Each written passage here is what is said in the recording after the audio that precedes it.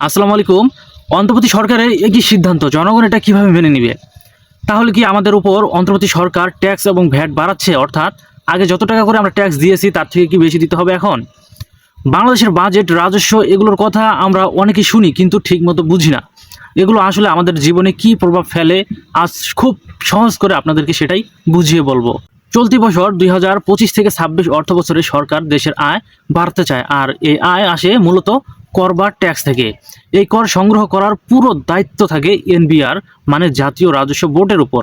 এবং বছরের শুরুতে সরকার একটা লক্ষ্য ঠিক করেছিল এবং দেশ জুড়ে বিভিন্ন কোম্পানি, ব্যবসা, আমদানি, রপ্তানি, ভ্যাট, ট্যাক্স মিলিয়ে ৪,৯৯,০০০ কোটি টাকা রাজস্ব আয় করবে। অর্থাৎ বছরের শুরুতে সরকার কিন্তু একটা ডিসিশন নিয়েছিল যে এবার বছরে ৪,৯৯,০০০ কোটি টাকা রাজস্বভাবে আয় করতে হবে দেশের জনগণের কাছ থেকে। অর্থাৎ সেটা ভ্যাট হোক অথবা ট্যাক্স হোক, যে কোনো মাধ্যমে। কিন্তু এখন সরকারের সেই লক্ষ্য আরও বাড়িয়ে দিয়েছে। নতুন লক্ষ্য দাঁড়ালো ৫,৫৪,০০০ কোটি টাকা।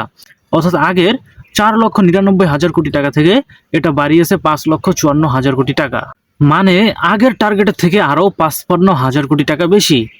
তবে এটা শুনতে যতটা সহজ লাগে, করতে কিন্তু ততটা সহজ না। কারণ সময় এখন কম। এই লক্ষ্য পূরণ করতে হবে আগামী ৭ মাসের মধ্যে, অর্থাৎ মাত্র ৭ মাসের মধ্যে।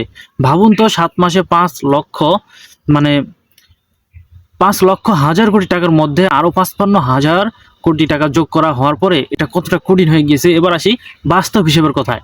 বছরের প্রথম ৪ মাসে দেশের রাজস্ব আয় হয়েছে ১,১৯,৪৭৮ কোটি টাকা, কিন্তু টার্গেট ছিল ১,৩৬,৬৯৭ কোটি টাকা। তাই এখনোই ঘাটতি তৈরি হয়েছে, অর্থাৎ ১৭,২১৯ কোটি টাকা প্রথম ৪ মাসেই যেটা লক্ষ্য ছিল সেখান থেকেই ঘাটতি পড়ে গেছে।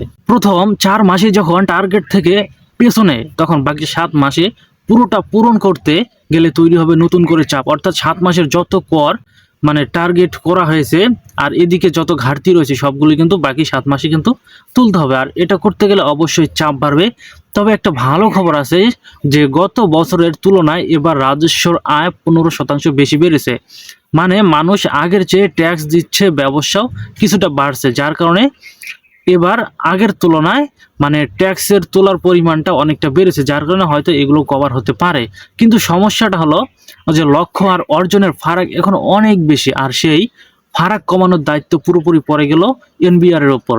এখন প্রশ্ন উঠছে যে এত বড় লক্ষ্য পূরণ করতে গিয়ে কর কি বাড়বে, নতুন নতুন ট্যাক্স আসবে, নাকি মানুষকে আরও ভ্যাট দিতে হবে? সব প্রশ্নের উত্তর পেতে আমাদের অপেক্ষা করতে হবে সরকারের পরবর্তী সিদ্ধান্তের উপর। অর্থাৎ এই যে এত টাকা আরও কর বাড়ানো হয়েছে, যে লক্ষ্যটা এত আরও অনেক বেশি বাড়ানো হয়েছে, যার কারণে কিন্তু অবশ্যই এই চাপগুলো সরকারের উপরে যদিও যাবে না, কিন্তু সম্পূর্ণ চাপ কিন্তু যাবে জনগণের উপর দিয়ে। কারণ আপনি যদি আগে যে কর অথবা ট্যাক্স দিয়েছেন সেটি এখন বৃদ্ধি করে, অবশ্যই সরকার সেটা করবে। তবে এটা এখন পর্যন্ত শিওর না যে ট্যাক্স এবং কর এটা বৃদ্ধি করবে কিনা। তবে এটা পরবর্তীতে জানা যাবে যে সরকার যখন এই বিষয়টা নিয়ে কথা বলবে, অর্থাৎ সরকার যদি এটা বাড়ায় অবশ্যই আমাদের সেটা বেশি দিতে হবে।